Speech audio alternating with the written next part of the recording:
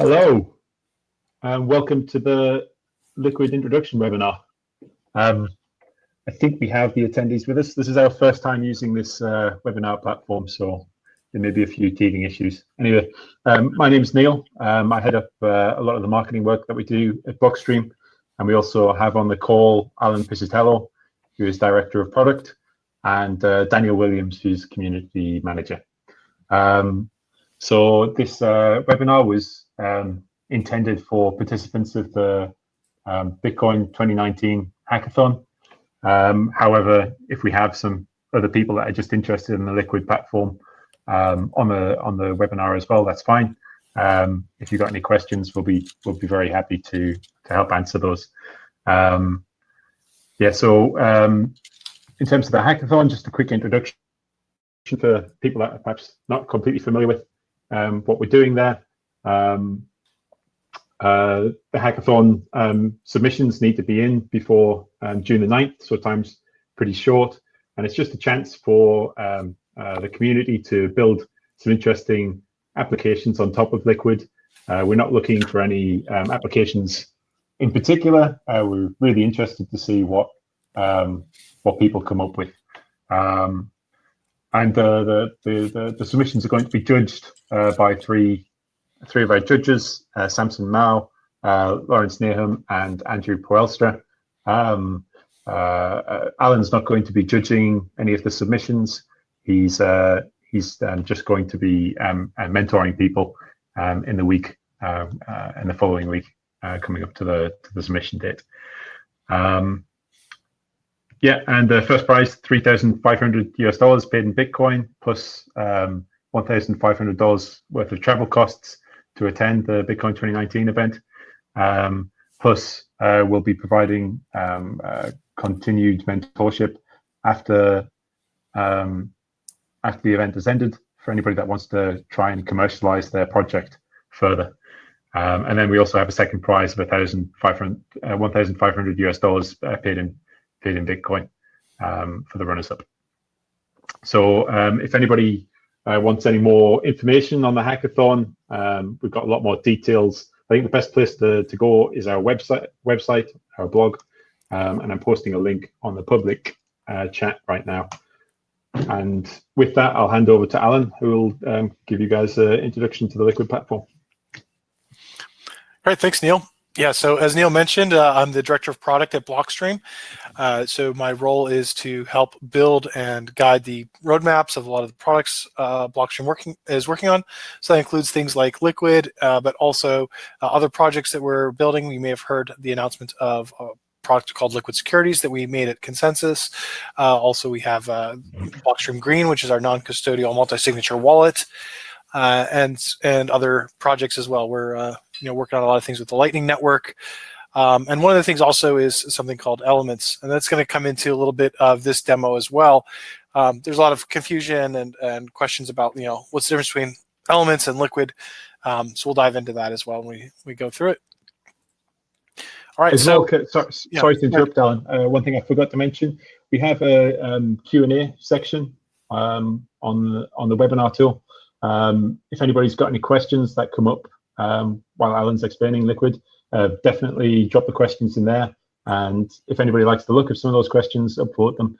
And Alan will be running through those questions at the end of the presentation. Excellent.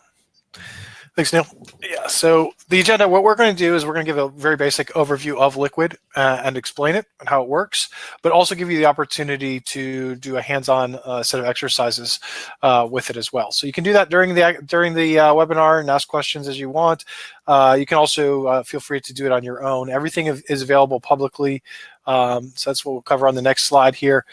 These links are in the chat as well. So if you go under the chat, you may have to go under presenter to see them, and you should be able to see the links to the Elements/Liquid binaries and the exercises as well.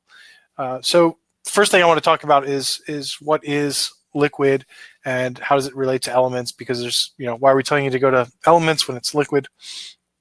And really the way this works is what we did was we took the Bitcoin source code and we added a bunch of other features to it. We'll talk about those in more detail, but some of those features are the ability to do a side chain, the ability to issue assets, confidential transactions. We actually added segregated witness, which is something that is now in Bitcoin, but was actually first in Elements. So there's a bunch of these features that are in Elements, and that is our open source blockchain platform. So anyone can go use Elements today, and you could make your own liquid-like federation. You could do something that's not even a side chain, that's a different blockchain. So there's a lot of things you can do with Elements. But one of the things you can do, and what we did was we built the Liquid Network. So the Liquid Network is a side chain of Bitcoin, which means that you can move Bitcoin into this network. You can then do things with that Bitcoin differently than you would be able to do on the Bitcoin network, and then at some point move that back out to the Bitcoin network. So some of the things we can do differently in Liquid that we couldn't do in Bitcoin is the idea that you can have 1 minute signed blocks. So the idea of that is in Bitcoin, mining is always probabilistic. You could always get a block in the next second, or it might take an hour to get another block. You really have no idea.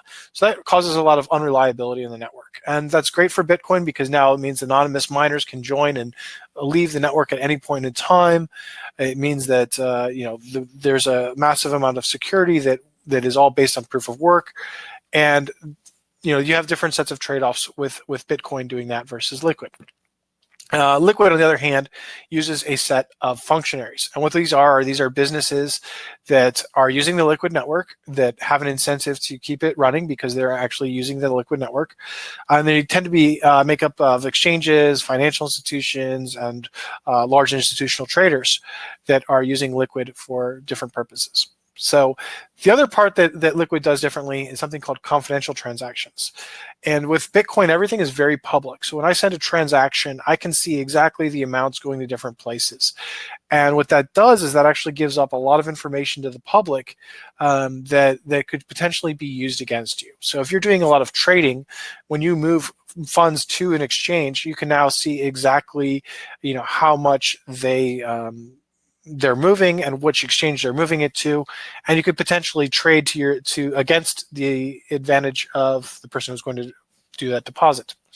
So if someone's depositing a large sum of Bitcoin, I might know that they're probably going to sell it. I might sell my Bitcoin on that exchange first, waiting for them to sell and then buy it back up cheaper. So this is something where the trader could lose money from it. It also harms your privacy as well. So if let's just say I had a large sum of Bitcoin and I wanted to pay Neil. If I sent Neil that Bitcoin, he could see that I was paying him out of a very large UTXO, and that gives up a lot of information. And potentially, I could become a target, if someone wanted to do me harm. So this is something where privacy is very important on the Liquid blockchain and meant to be, a very important feature. And then the other part is you can also issue other assets besides Liquid Bitcoin. So we can do something where you could issue an asset that maybe represents $1 in a bank. You could issue a corporate bond. You could issue a digital collectible. One of the things we did at Magical Crypto Conference was each of the characters in the Magical Crypto Friends issued 2,000 tokens. I think it was 500 each, one for each of the, or 500 for each of the characters, and it was all the private key was put on a commemorative coin, which could then be moved around and validated on the Liquid blockchain. So you could peel the key and spend it on the Liquid blockchain as well. So there's a lot of applications here. This is definitely something we've got a lot of interest in Liquid. The trading applications I think are fairly straightforward. That you want to move Bitcoin very quickly between exchanges. You don't want to have to wait for mining confirmations, and you want to do it privately.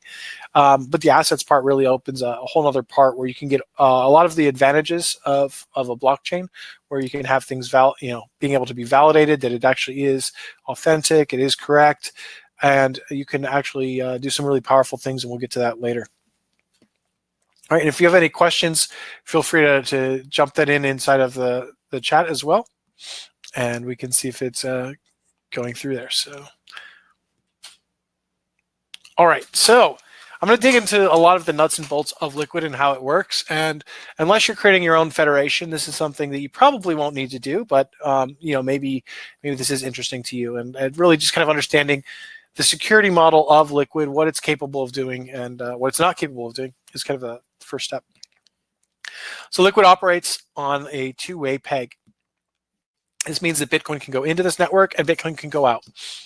And the way we do this is we have a template script which is basically the control of the federation. So the functionaries are basically managing this big 11 of 15 multi-signature wallets. And as long as they're operating normally, everything looks good. So I'm not sure how familiar everyone is in this webinar with Bitcoin scripting, but Liquid scripting is based on Bitcoin scripting. There are some extra operations that we do have that in Liquid that Bitcoin doesn't have. But the idea is here is what this is saying is it's going to say you need 11 out of 15 of these keys, check multi-sig, or you need to wait 4,032 blocks from the time that this transaction was posted. That's what the op CSV means. And you need 2 out of 3 of the backup keys. So the reason we do this is Liquid has 11 out of 15 functionaries required to operate the network. And what we do is the functionaries are distributed around the world in different regions and different countries. And because they are centrally operated by the exchanges or the financial institutions, there's always the possibility one could stop operating, and maybe they lose their backup. But we're redundant. We can handle up to 4 going down. But we do want to have an emergency situation where, in case, let's just say, half of the Liquid network stopped operating, that all that Bitcoin that was on the network wasn't lost forever. And so that's where we have these emergency keys. And these emergency keys are only intended to be used, if the network goes down for a long period of time. And what happens is the Liquid network is continually spending these transactions to make sure they don't expire. So there's basically a sweeping function inside of the Liquid network. So I'm going to jump into one other concept we have here. So the also has the idea of block signing. So we don't have mining. We have keys that are defined at the launch of the Liquid network run by the functionaries. And what they do is they can use the API if they wanted to. And we actually have some advanced exercises we probably won't have time for in this, but feel free to go through those on your own. You can make your own block signing federation. And so what they do is, you need to have, there's a script that's defined for the blockchain. And what it is, and this is a sample one. In the Liquid example, it's 11 of 15. But in this one, you have a 2 of 2 federation that's basically creating blocks. And what this means is, in Bitcoin, you have to make sure that the hash of the block is below a certain value. And that's done just through trial and error of iterating trillions and times per second on your mining rig. With Liquid, it's much less costly because you're just signing something and every client can validate that the signatures match and they're valid. And so that's useful for, if you're creating something that's block, very reliable. We can do this every minute. We don't have to wait to get lucky mining. There's a different security model. It just does mean that the federation itself needs to have an incentive to only sign 1 block. Of course, if they did sign more than 1 blocks and publish those in any way, you could see that they did break that kind of trust violation, and there's mechanisms to deal with that if in the event that did actually happen. All right, so how do we actually move Bitcoin into the network? And this is actually a pretty neat trick. And what this is the people who are sending money into the Bitcoin network will call an API, and actually there's some advanced examples on here where you can set up your own peg from a reg test network if you wanted to. And what they do is they take those keys that were back 2 slides ago and modify them in a certain way. What you do to modify that is you take a script pub key of the LBTC that you wish to have put in your wallet. So basically, you can think of it as your address, and you can modify the federation's public keys by that input or by that hash. And one of the nice properties of the elliptic key cryptography is that if you have the public key if you have the private key for the public key A, and you modify A by a certain way, you also have the private key for that as well, for that A prime. And the thing is, there's almost infinite numbers of ways you could modify that key. And so since it is a 256-bit number, So you want to make sure that the Federation doesn't even know it's getting paid in this case. So basically, you're sending some funds on Bitcoin to an address that the Federation doesn't even know is under its control. And you do so in a way that commits to the address that you want to receive the funds. So the example I like to use on this is, let's just imagine you had a 1,000-acre property out in the middle of the wilderness. There's no one around, there's no cameras. And while no one's there, you go and bury a gold bar somewhere on that property. And one of the nice things is I can bury it, I can leave, and no one knows I put it there. Now this gold bar is now on the owner of this property's land. And I can go to the owner of the land and I can mail them a map and says, go exactly to this spot, dig 3 feet down, and you'll find a gold bar. And by sending him that map, it's a pretty good proof that I'm the one who actually buried that gold bar there. And so that's something that's pretty interesting. You could also have it on the gold bar, a little name tag of saying whose it is as well. But this is basically a way to commit to that you have the ownership. The Federation has no idea. And so what happens is you send this on the Bitcoin network. Miners have no idea this is going to Liquid. The Federation has no idea it's going to them. And then after 100 blocks have been created on Bitcoin, you actually can claim this on the Liquid network. And you claim this by showing them how you modified their keys. And you can also prove that basically that you can put this now Liquid Bitcoin in your wallet. So that's the short explanation of the two-way peg and how it works. All right, confidential transactions. I'm not going to get too deep in the math here. It's a little bit above my understanding, but the basic idea is you're committing the value of an output without revealing what the output is. And so what you can do is you can get this commitment value, which is based on a blinding factor and the data you're actually trying to commit. And anyone can actually validate that adding 2 of these commitments up equal adding 2 of another commitments up, so that the sums of the inputs equal the outputs. So this is just something this is a natural property of how these Pedersen commitments are actually made. All right, so we're going to do a quick exercise here, and I'm going to share my screen here. And unfortunately, just the way this shares, I may need to kind of switch between applications a few times. If you did have time to download those binaries, they are available for Linux and Mac and Windows. Depending on what environment you're in, they may be called Elements, they may be called Liquid. And the idea is Elements is general purpose. It can run any of these chains, and it will actually go and you can run it in a chain mode that says Liquid V1, which is the Liquid version that's launched. You can also run it in another thing called Elements Reg Test, which is the regression test network. Basically, you don't need to sign anything. It just kind of lets you generate blocks at will. If you've used Bitcoin, Reg Test mode, it's pretty similar to that, but it's called Elements Reg Test, and you pass it with the chain parameters. And if you're looking at the Liquid walkthrough, you can do this by adding things to a configuration file if you want. That's probably the easiest way to do that.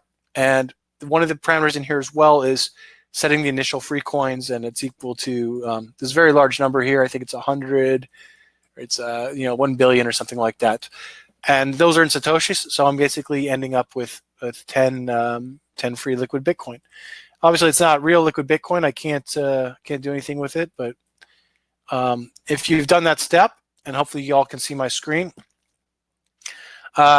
the idea here is you can now see, and I'll shrink it down. I think it might be hard to see, but let me shrink it down and see if you can actually see this window here. We have 10 Liquid Bitcoin here. None of it's pending. It's all in my wallet, and the reason it is, it's considered anyone can spend. We call it initial free coins. So if you go in here, you can actually go to the debug window, and I don't think it showed you what I'm selecting here. I'm looking at the screen here, but if you select debug window, this lets you call commands, and there's lots of ways these RPC commands can be called. You can call them from the command line. And there's usually language adapters for pretty much everything under the sun, from Python to .NET to Node.js. Pretty much anything you think of, there's some adapter for Bitcoin RPCs. And so, nice thing about being based on Bitcoin is a lot of these things are are almost exactly the same, and then a lot of the APIs and methods you use, if you've used any Bitcoin programming, it's going to seem very familiar to you, with the exception of a couple things with like blinding and also with assets. So I'm going to switch my screen here to another window, which is the debug window. And all right, everyone can see it now.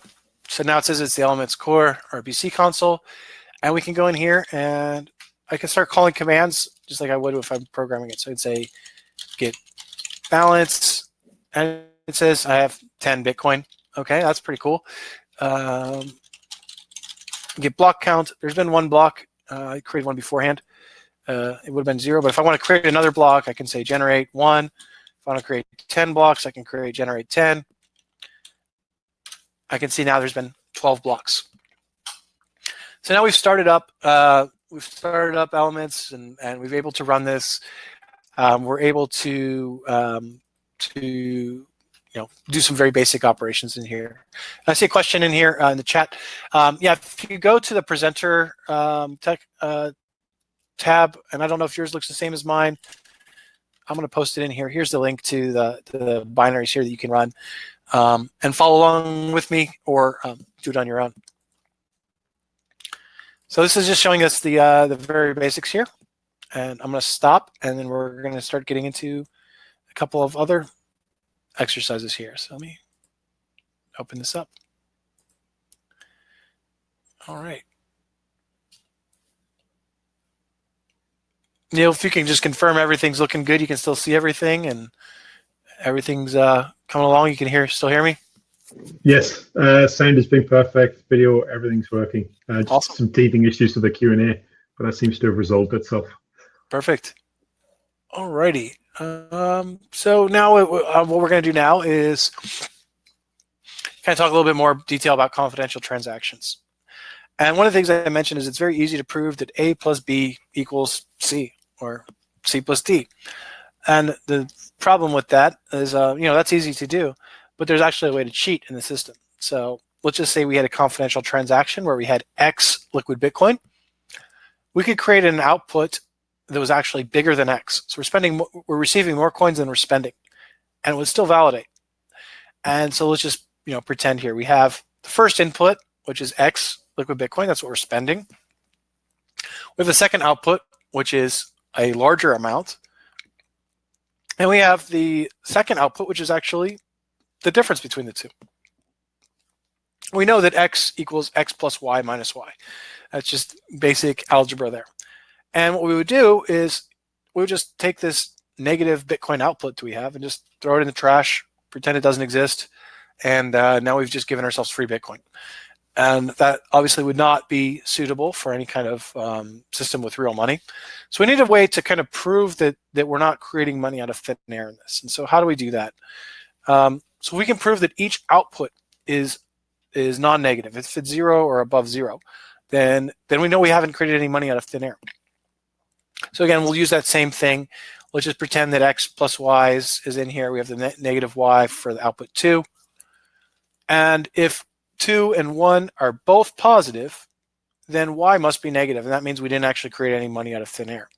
So what we do is, we have this range proof, and we actually go through each output, and we can create a zero knowledge proof without revealing what the output is, but we can actually prove that it is above 0 and within a certain range. So basically 0 to, I think it's something around 600 Bitcoin. It might be 300 Bitcoin. It's a pretty large number. So you can move all those around, and you can prove it somewhere in there, but you don't have to necessarily say which number that is. So that's kind of a really nice thing about confidential transactions. The not so nice thing about confidential transactions is that these proofs are a little larger than normal Bitcoin transactions. So, each one of these outputs is something on the order of 2,500 bytes, which is much larger than you'd get for a Bitcoin transaction, but it is considered witness data. So if you're familiar with segregated witness, basically that data is used for signatures and other information, and that you only get charged 25% of the full cost of a byte there. So in the end, they are bigger. They do take up more space, but with Liquid we've got blocks every minute, and we've got the same block size limits as Bitcoin. So you actually have about as much capacity as Bitcoin. So it ends up working out pretty closely to Bitcoin. We have a 1 Satoshi per virtual byte fee on the main net. So it comes out about today's prices if you did a normal transaction, 10 to 20 cents US. So and the way transactions are on Bitcoin today, it's got a little bit more pricey. All right, so we're gonna jump into exercise number 2. The goal is to allow you to receive liquid Bitcoin. We're gonna see what it looks like when you're actually programming liquid, and see what it looks like when it's confidential and when it's not confidential. So I'm gonna go back to sharing my screen here.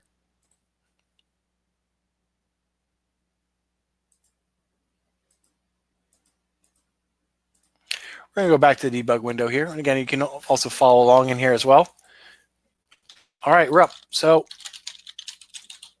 one of the things you can do is you can get new address, and you get this very long address here. And this is a much longer address than you'd see in Bitcoin.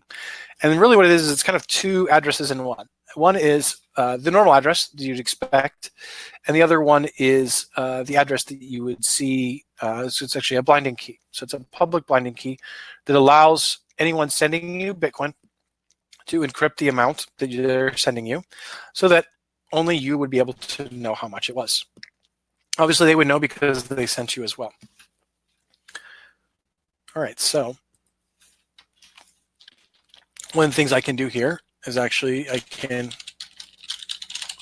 going to take that address, call get address info. It actually gives me a lot of this information about it. So you can see there's the script pub key. There's the address of it as well. You can see it's different formats here as well. There's the pub key, there's the confidential key, the unconfidential address. So you're getting basically there's the unconfidential address. There's a confidential key that would be used to embed this. Normally, you're not ever thinking about any of this type of thing. It's just kind of happening in the background. But you can dig in here and see exactly what's going on. All right, so now what I'm going to do is I'm going to send to address. I'm going to send to the address up above, the full confidential address. I'm going to send myself 1.23 BTC. All right, and so we can see the transaction ID and my wallet. You can't see it on the other screen, but my wallet noticed it got a transaction that was sent out of it and also received one. So now we can call get transaction, and it's going to be this massive amount. Actually, I forgot one parameter here. I'm sorry, that's the right one. I'm jumping ahead here. Transaction has a big long hex. I mentioned that's a lot of information about the range proof. But what we can see here is, the amount. This is what it looks like to my wallet from my perspective. My wallet knows I didn't really lose anything. I just paid this fee as part of it because it knows it's sending it to itself. But if you want to see what other people would see, again, there's the big long hex of the address. I'm sorry, of the full transaction. And let's see here. So we could see the input was, it was spending some inputs that I already got. And these outputs, there's 2 outputs, and they each have this value minimum and value maximum. So we can see, we don't know what was sent. Somewhere in the range of 0 to 687 Bitcoin. And actually, we don't even know it's Bitcoin because we have this thing called an asset commitment. So it actually is hiding what assets even being sent. So I don't know if that's Bitcoin or not. I know probably one of them is because I'm paying a fee in Bitcoin, and that's the last output here where we actually see a real value. We're paying this, 36,000 Satoshi fee on this transaction here. All right, so there's a transaction. We can see that's in here. This is just for the general public seeing right there. So now we're going to do one more thing. I'm going to get the address info again, and I'm going to take the unconfidential address this time. I'm going to do send to address. I'm going to send to address the address, and I'm going to send 0.123 this time. All right. And now you can see, sorry, wrong command here.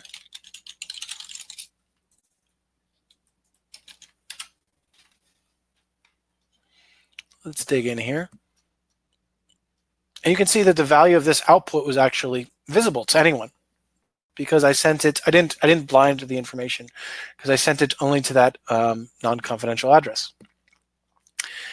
This other part down here is my change. So actually my change is still hidden. So even if my, I'm sending money to someone who has a public address, I'm still protecting myself with change. They have no idea how much Bitcoin I had ahead of time. They know I had more than 1 Satoshi and less than 687. Not really giving away too much information there. So that's pretty interesting that you can hide all that information. Anyone who's running a node is validating that these commitments are adding up and that they're non-zero. So we can validate. This is kind of two things that are very contrary a lot of times: privacy and also being able to validate something. So this is something that Liquid enables, as everyone can validate that it's all correct, that there's nothing created out of thin air, but they're also keeping all that information private from confidential from whoever they want to see, and they can share that with whoever they want. So if an auditor wanted to know, hey, prove to me you actually received this many Bitcoin, I want to make sure you're not lying to me, you could actually go and reveal these keys to your auditor. Your auditor could download a full node and import these keys and prove that you're doing exactly what you said you're doing. It's all locked into this blockchain with full proof of everything. So that's the the idea of sending and receiving confidential transactions. So I'm going to go back to the slides here. Hopefully everyone can start seeing the slides. And if you have any questions in here as well, we certainly can. I'm seeing a couple questions in here. One about non-fungible assets. I'm going to get to assets next, so I'll get to that one soon. A little bit about what the blinding factor is. Yeah, so I'm pretty sure. Again, this is we do have this published in confidential transactions white paper. If you want to get really into the weeds, but basically it's a random number that can be used to hide information. So that's kind of the real short of it. Right, and I see a question about a Flask server. That's mainly if you're just going to a production environment for Flask. So I think that's for development purposes, you can just set it up with the default one. All right. So I mentioned I was going to go jump into assets, and I saw a question on this. All right, so this is, again, everything that I've talked about so far applies to assets. You can send assets to these addresses confidentially or publicly visible. But the other thing is anyone can create an asset in Liquid. And when you create an asset, you also have the option of revealing how much is created when you start it up, or you can keep it confidential. And again, confidential means you can still prove to someone at a later date that that's exactly how much it's worth. So maybe I'm creating 1 million shares in my company, and I don't want the general public to know how many shares there are, but I do want my investors to know. So I could use that blinding key and basically reveal what the amount of it is to all of my investors, and they know that there's only 100 shares of it. Whenever you send it, the quantities are validated, just like they were with existing transactions. And when you send the transactions, they're hidden. So I don't know if I'm sending Bitcoin or if I'm sending, let's just say, Allen coin. You also have the ability to create more of the same token, the same asset at a later point. So when you create an asset, you have the option of doing something saying it's reissuable or not. So if it's reissuable, that means that it's possible to create more. And you can define who's able to create more by creating a special transaction with spending. It's not really spending it so much, but more of signing like you would spend any kind of other transaction in Liquid with something called a reissuance token. And you can transfer these to other people, or you could have multi-signature requirements on these. Basically, you sign something that's equivalent to spending it to create more of the token. So this is kind of neat. Say you have a share of your company, and you have it tokenized on Liquid. And let's just say there's 1 million shares, and you decide to do a fundraising round, and you want to issue another 1 million shares of the company. You can do that, but you maybe want to make sure that only if the majority of your board members sign off on that you're able to create more shares. So what you could do is you could send that reissuance token, even if it was originally in a single wallet, single sig wallet, you could send it to a 3 of 5 address controlled by the Federation. So this is something that's, I'm not Federation, but your board members in that case.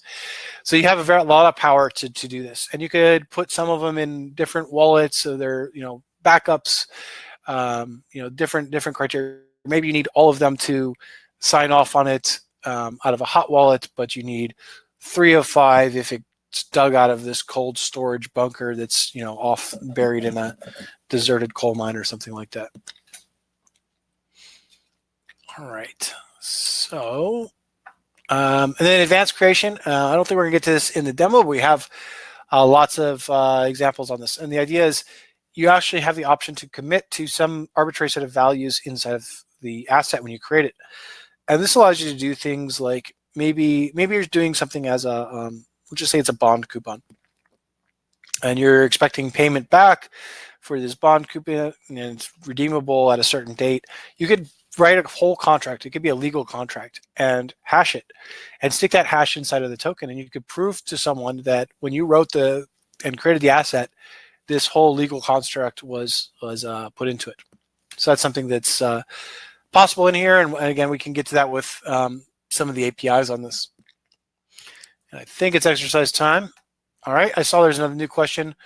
The flow of custom issue asset for different participants in the ecosystem. Sure, that's exactly what we're going to do next. So happy to jump in on that. All right, so I'm going to go back to my debug window here. Again, this debug window is nice for just doing demos, but if you're doing this, you're probably going to write this code in some other language. You can use the RPC wrappers for this, and if you want to do it in a Flask, you can do it in Python Flask, you can do it in Node, you can do it in a C++ program, it doesn't really matter. All right, so first step is I'm going to issue an asset, and you may see here I'm using decimals, and that's because everything's kind of in the API level is always treated at the whole Bitcoin level. But for an asset, it really makes sense to think about things at the Satoshi level. So in this case, we're issuing 100 tokens of this new asset, and we're also creating one reissuance token. And what we'll do is I'll create that, and it's generated. And I'm actually going to switch my window here, because this is actually, I'm actually not going to switch the window because I can just do it. I can call get balance, and you can see now I have inside of my wallet this asset that was created. You can see it matches asset 5B72, and it's now got 100 Satoshis of it. And I also have 0F80, which is the token or reissuance token. And basically, if anyone has access to this in their wallet, they're able to issue more of them at a later time. All right, so I'm going to do something very quick here. I'm going to start up. I'm going to restart my Liquid daemon here, and I'm going to put a label parameter in here as well. So let me find my terminal here. Oh, and I actually did one thing that was somewhat foolish, is I forgot to copy down those asset IDs. So let me copy those to a helpful spot. I'm going to put those up here in a browser so I have them. I'm going to go to my terminal, and you can actually add something in your configuration file called assetdir, and you can add as many of these as you want. And you can basically define, and I'm going to share my screen just one second here. Assetdir, I'll share it right now, might as well. You can see what I'm doing. A little more interesting than just hearing me talk. Equals. Here's the first asset. And you can do this in your configuration file, or you can do it when you start up the application. It kind of is probably not recommended to do it this way, just simply because it's not going to retain it every time I start this up. Again, I could have put all these things in my configuration file. I'm not, just because I use Liquid mainnet all the time. So just want to start it this way. All right, I'm starting it up, and I'm going to switch my screen here as well to my Liquid core or Elements core application. And you can now see, rather than seeing this big long text hex string of what it was, I actually now have a label with it that's actually useful. So if I want to go send it, I can actually see, I'm trying to send demo asset. Let's send one of these, or demo token. So I know exactly what I'm doing. So it's good to label as you go along.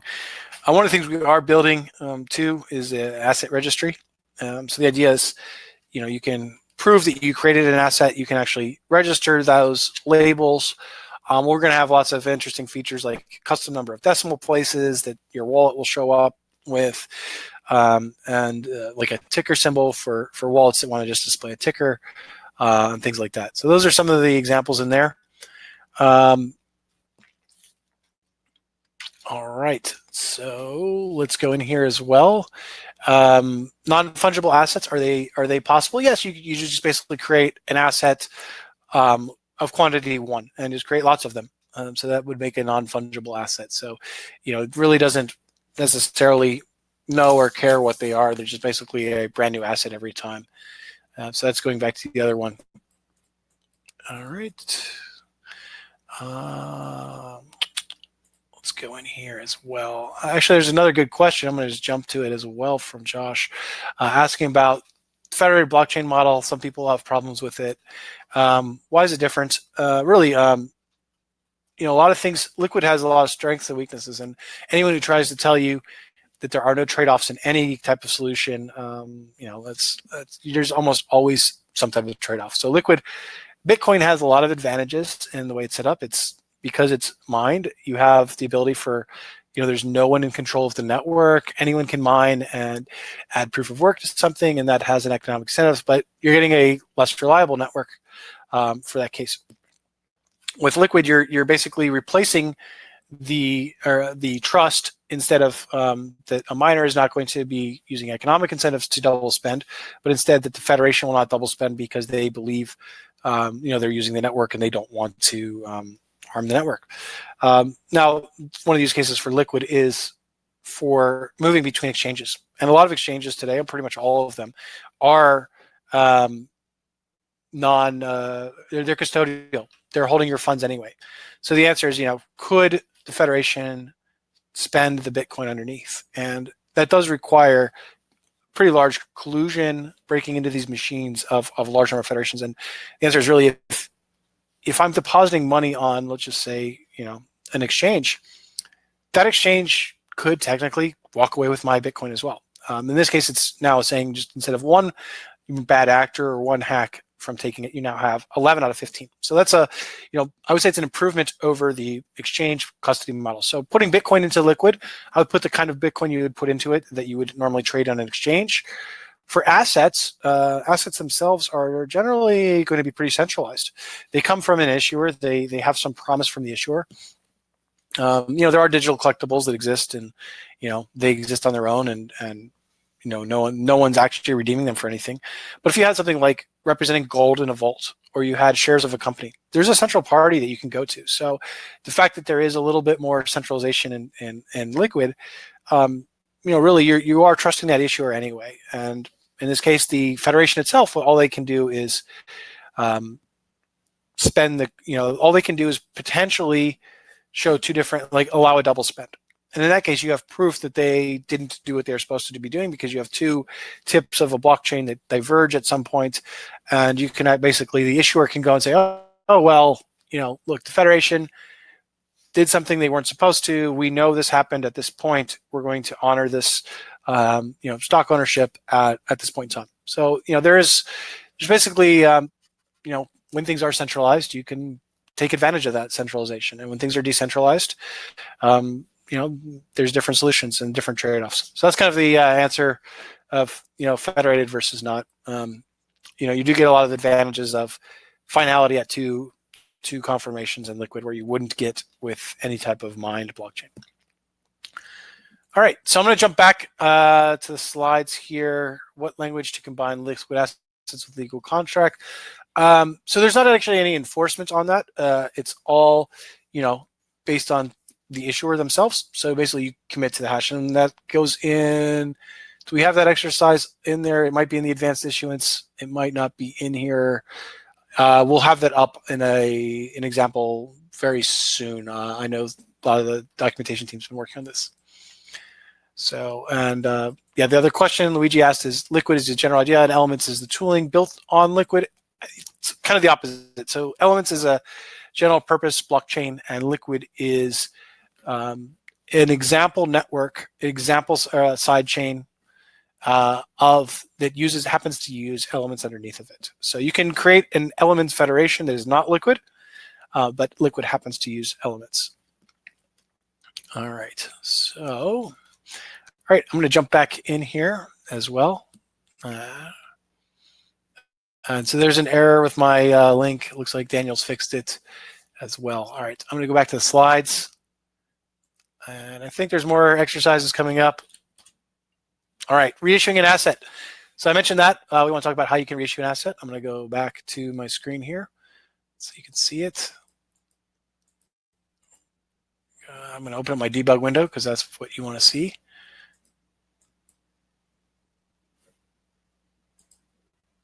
All right, so you can see it here. And again, remember when we do get balance, hey, look, we have demo token and demo asset labels showing up just like we thought. All right, so now what we can do is we can actually reissue the asset. So reissue asset, demo asset, 0.1234569. All right, so I issued 99 Satoshis more of it, and we can actually see my balance here. I now have 199 of this demo asset. So that's pretty easy to see here. We can also call list issuances here. So this is going to see a list of all the issuances of assets. You can see here's an issuance. It wasn't a reissuance, and then the second one is the reissuance. And we can also see this is kind of counts as an issuance is when we got the 10 free Bitcoin at the beginning. That's kind of a little special one that's just for this test net. All right, so I also want to see the transaction to kind of look at what it looks like. Here's the TXID. So I can go and say get raw transaction. Cool. There's all that commitment information in here, the whole hex of the transaction. Basically committing what we have here. And we can see, again, the output amounts. We have no idea what they are. The asset commitment, we have no idea what asset this is. The only way I'm able to know this is because it's in my wallet. So that's kind of the advantage you have here. And again, there's the other one. Some of this is Bitcoin. Some of this is my asset. Some of it's the reissuance token. I really don't know what's going on here other than it validates correctly. So that's the advantage here. All right, so the next one is being able to send the asset. So I'm going to get a new address again. All right, here's my address. I'm going to send to address. All right, I'm going to send myself 3 Satoshis. I'm also going to have to pass a couple extra parameters because when I had sent to address before, just assume it was Bitcoin. When it's a different asset, I need to always have the last parameter set to the asset. And that means I need to fill in everything else that's optional. So that's just kind of an extra step here. Those are the default values. All right, so there's my sending to an address. I can see it here. And what I can do is see this here. There's the transaction again, lots of hex at the end. And we can see, again, value, amount, all that hidden. I can also look, oh, sorry. I need to do one more thing to make that work. It's waiting for all that stuff to confirm. So I finally just created a block. There we go. So I can see each address that I've used. There's my demo asset I just sent myself. 3 demo assets in it. I can look at these other addresses. There's where my token went to. It went to an address that just happened to be in my wallet. There's the amount that the initial issuance went to. So I can see all these history of things as well. All right, so I'm going to go back to the slides. We've got about 10 minutes left. We did that exercise already as well. One thing I did want to talk about, and we don't have a demo on this, but it's actually should be ready very soon. I'm hoping this week, of a tool that actually lets you do this. So because Liquid has assets at the native protocol level, it's at the consensus level. All the blocks know what an asset is, and this is different than a lot of chains like even Ethereum. So Ethereum has the understanding of all of the solidity and smart contracting, but it doesn't know what an asset is. So anyone who's trying to receive an asset, they actually need to get an ERC20 compatible wallet to really kind of interface with this. But Liquid does this all at the native level, and so this lets you do some really cool things without even needing to build a smart contract. So in this example, I've got Alice and Bob. Alice has an input in her wallet of 10 Liquid Bitcoin. And Bob has one in his wallet that has 200,000 grams of silver. And basically, he got that asset from someone who operates a silver vault. And whenever someone deposits silver in there, he gives them one of these tokens for it, for each gram. And whenever someone wants to withdraw silver, they basically will send that back to the vault and can go redeem it for silver. But this lets them trade the asset without necessarily needing to move it out of the vault. And as long as everyone trusts that the guy running the vault is actually going to redeem the token, all's well and good. All right, so we have here, and let's just say Alice wants to acquire 180,000 grams of silver, and she's willing to pay say 60,000 grams per Bitcoin is the price she wants to go for. So they can actually use this is one transaction here, and Alice adds an input to it. Bob adds an input to it. Alice adds outputs of it for her wallet, which is 7 BTC change, along with the 180 grams of liquid silver she wants. And then Bob wants 3 liquid Bitcoin in his output and 20,000 grams of silver. One thing that's also really cool about this is when they do this transaction, Bob doesn't even need to know that she has 10 LBTC. She could have 1,000 LBTC, and it would all work the same. And the only thing he sees is this commitment to 3. And he just assumes that whatever's left over is change. And the same thing happens with the silver. Alice doesn't even need to know how much silver Bob has. And again, that kind of information, it can potentially be used against you if you're trading. If someone knows you have a lot of, your landlord knows you have a lot of Bitcoin when you pay your rent, they might be more likely to raise the price of your rent. So this transaction goes through or it doesn't go through. And there's no custodian that is needed to hold the liquid Bitcoin or the liquid silver to do this trade. And it's going to be a fair trade where it's either going to happen or it's not going to be included in the blockchain at all. And the reason it wouldn't be included in the blockchain is, let's just say Alice, didn't, changed her mind, or Bob took too long to sign the transaction. She could spend this liquid Bitcoin, send it back to herself. So this is something that's one of the interesting use cases of Liquid. You can do a lot of things with non-custodial exchanges where you have these partially created limit orders, and the exchanges could actually never touch your Bitcoin and just pair you up with someone else who is trading. All right, so I think that's it for the planned time. We had a couple of extra sections, which I didn't think we'd get to, and it looks like the timing worked out. I'm just going to go look through here as well to just see the questions in here that got in here. The reissuance be disabled? Yes, the reissuance can always be disabled on any asset. So when I call issue asset, there's a parameter that says, do I want to make this public? And there's a parameter that says, do I want to be able to reissue it? Actually, I just create 0 reissuance tokens. That means no one's ever able to create more. So that's how you can do the non-fungible asset. Assets could be exchanged for liquid Bitcoin and eventually Bitcoin. Sure. So you could absolutely trade those assets with anyone who's willing to trade them for you. And that's something that we think will be very interesting with Liquid because you don't necessarily need to have a central custodian to do these trades. Our Liquid and Lightning hackathons the same thing. No, they're different competitions. So one's focused on Lightning Network and one is focused for Liquid.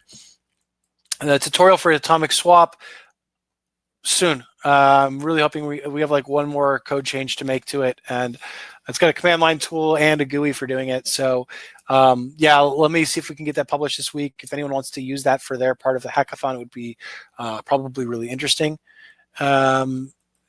The dog food installation. So yeah, it's going to depend on your OS. You're going to install it a little bit differently or build it from that source. So if you go to the Slack, that's for the code for the hackathon, we have quite a few mentors able to help answer specific questions on that. The Atomic Swaps to be online, kind of. So, the swap can happen. You do need both participants to communicate with each other to do this. There are ways to do it. It's a little tricky, but you can do it with sig hash single, where you have one input and it commits to another output, and you just send that to someone, and you don't have to be online to have them sign it or not. So that is possible. It's a little harder with sig hash single. You basically need to spend all of your output. So if you want to do that, you need to basically create an output that's the exact right size of what you care about, and then send that to someone. So that's our interactive one doesn't assume that. We just wanted to make it more likely to work. But you could also, if you want to create it offline, maybe you want to maybe you have a hardware wallet or something, and you want to sign a transaction and commit to it, and then go to sleep and then let someone match it while you're sleeping.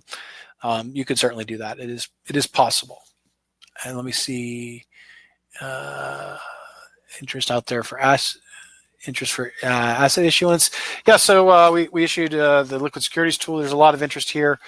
Stable coins are another big one. So Tether is one that will probably be the first stable coin that's on Liquid. Their CTO has been posting on Twitter about it.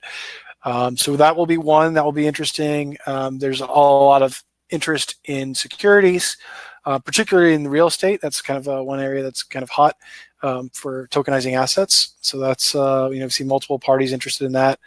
Some of the things that we didn't really cover about this in securities is kind of the idea that you need to enforce a lot of rules about who can hold a token, and don't have a lot of time to kind of delve into that, but we do have that on the Liquid website on the securities tab.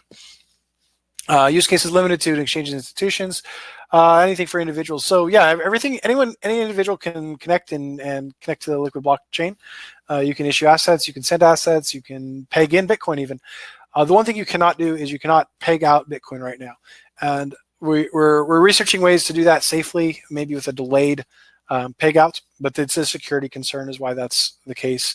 Basically, these Liquid wallets are hot wallets, so we want to make sure that they only will sign transactions that are going to locations that they are aware of, so that just in case, the unlikely event that 11 out of 15 of these functionaries are compromised, that the worst thing that someone could do is just send Bitcoin to someone who's already in the network and we know who it is and can get it resolved. But that's, again, very unlikely and just kind of the most paranoid use case.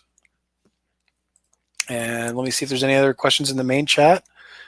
I don't see anything in here. And Daniel or Neil, did I miss anything else?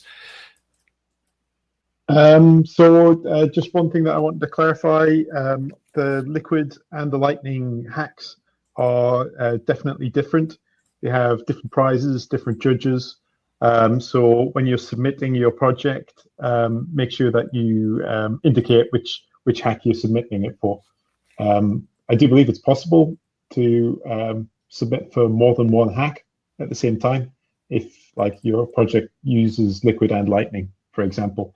So that's maybe something you want to bear in mind. But certainly they're two separate competitions with different prizes, and you need to indicate at the time of submission which one your project's for. And the question is, how do you build a tool that has multiple users transact assets? Yeah, so the way we do this right now is, you could do a wallet that does this, but basically the tool that we're building, and again, I'm hoping we can get this out this week, is creates a partial transaction and serializes it. And you can like send it to someone over any type of text messenger, or you could build that into your application. So you can basically build a chat server for trading if you wanted to. That would be one way to do that. The last question I see here, and I think we're going to run out of time, is about Mimblewimble and how we could use that to augment Liquid. I don't think there's any specific plans on Mimblewimble right now. You could do it as a sidechain as well. It's not. I don't think there's any active plans right now on that. But stay tuned. Things can always change. Let's see right here. I think that might just be about it then. I appreciate everyone attending, and if you have any questions, there's a Slack that is specifically for the hackathon. Feel free to come to any of our channels as well. We have Elements channel in a Bitcoin Core community Slack, and a lot of active members from Blockstream there to help out. And we'll be happy to answer any questions, and look forward to anyone participating in the hackathon. Look forward to helping you, and I'm sure the judges will look forward to seeing what you create. Thanks. Yeah, we're very excited to see those submissions. And just somebody's just asked the question if this recording will be made available. It will be. We'll be publishing it on YouTube very soon. Thanks a lot, guys, and catch you later.